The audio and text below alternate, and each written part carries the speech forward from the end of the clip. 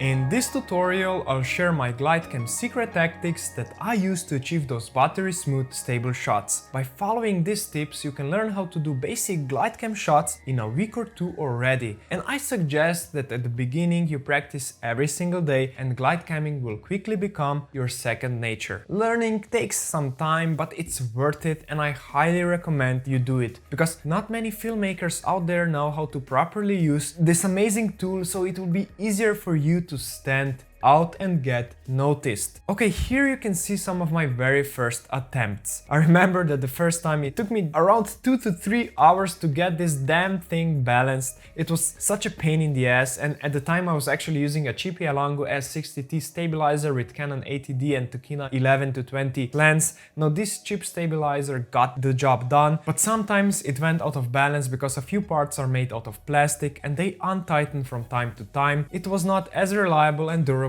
as the GLIDECAM is. Now before you start, make sure your GLIDECAM is perfectly balanced. When held statically like this, GLIDECAM shouldn't move at all, unless you are in windy conditions. Same as you move your hand left or right, it should stay stable. My preferred drop down time is around 2 to 3 seconds. Let's first quickly break down my current setup. I've got the Canon 5D Mark IV with the Canon 24-70 f2.8 lens mounted on a GLIDECAM HD 4000 using a Manfrotto 577 mounting plate adapter. So you need to use both hands to operate your GLIDECAM. If you're right-handed, hold the handle with your left hand and use your right hand to control your GLIDECAM's movements. Holding a GLIDECAM for longer periods of time is hard and it will require you to have some basic strength in your forearms and in your middle back. Now, if you are not strong enough yet, there are two things you can do. Number one is to make your setup lighter, and then the second option is the company actually produces this wrist support thing to make holding a GLIDECAM easier. I honestly don't use it very often because it's just another big thing that I have to carry around unless the setup is super heavy. But if you're a beginner, you don't have the strength yet or the skill to hold the GLIDECAM for a longer period of time, then yes, use this. A key thing to know about how to get smooth shots is that with your operating hand, you don't hold the GLIDECAM firmly. You're just literally gently, consistently tapping it with 2 or 3 fingers so it turns to the desired way. And you need some time to learn how often and how hard you need to make these steps so that the GLIDECAM always turns with the desired speed and points into the direction you want it to turn, and it stays there when you want it to stay there. These steps will become a second nature with time and you learn how to dance with your GLIDECAM around like it's nothing.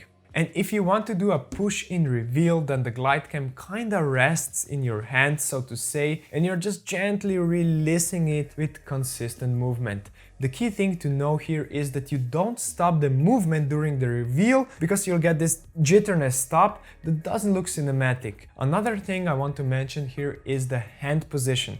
I like to keep it as close to the center, the handle, as possible because I feel it gives me more control, but some people actually prefer it to hold it at the bottom. Try both and decide what works best for you. When holding a GLIDECAM, bend your elbows and keep your GLIDECAM close to your center. The more you move it away from your center, the faster your back, shoulders and forearms will get tired. Keep your back straight, don't be like the hunchback of Notre Dame. Even if you are filming upside down or the scene requires you to walk almost in a squat, keep your back straight. Open your chest as you were a superwoman or superman and keep those back muscles engaged. Practicing deadlifts at the gym and doing some pull-ups or just hanging on the bar are a couple of exercises that will really help you increase your GLIDECAM operating time. Trust me, GLIDECAMing on an event for a full day kills your muscles and I'm always sore the next day. When you are GLIDECAMing, imagine you're holding a cup of water that's full and you don't want to spill it. So the way you walk around is with your knees bent so they work like shock absorbers. And you place your feet with your heels down first. So heel, toes, heel,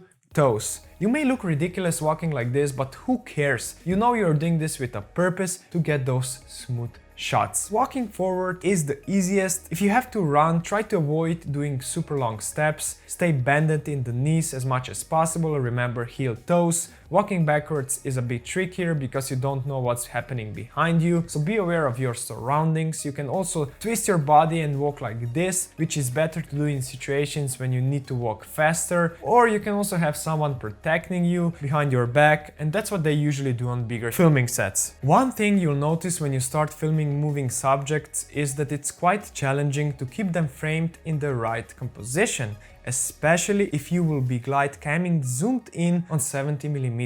So here's an example of my friend's attempt to film me. He's not used to glide camming, so trying to keep me in the frame was challenging. But don't worry, this becomes easier with practice. Back at the day when I still worked in the gym, what I did was I found a random spot on the wall, I just walked around it in all directions while trying to keep it framed in the center. Just practice, practice, practice. All of the above scenes were filmed in straight direction, but what if you have to shoot something in an angle? First of all, you have to be very gentle with how you hold your glide cam, and a trick I like to use here is to actually throw my glide cam balance out of the center. What I mean by that is that if I have to film something that's positioned above me, then I make the glide cam back heavy, so when I release it, it's already pointing up, making my life much easier. And if I'm shooting something that's lower than me, then I make it front heavy. At the beginning, you'll have troubles rebalancing it. That's okay. You'll learn with practice about how many times you need to twist the knot to rebalance it quickly. So there you have it. This is how you learn how to dance with your glide cam. Thank you for watching. Let me know if you have any questions, and better. I will see you in the next tutorial.